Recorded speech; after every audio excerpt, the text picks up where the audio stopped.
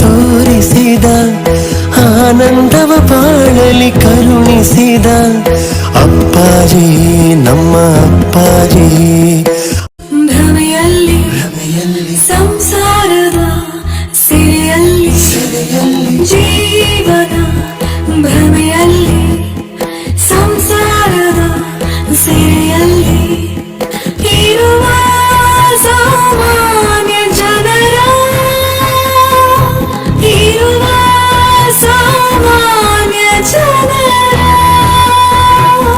ಏಳಿಗೆಗಾಗಿ ಧರೆಗೆ ಅಪ್ಪಾಜಿ ಅವತಾರವು, ಏಳಿಗೆಗಾಗಿ ಧರೆಗೆ ಅಪ್ಪಾಜಿ ಅವತಾರವು.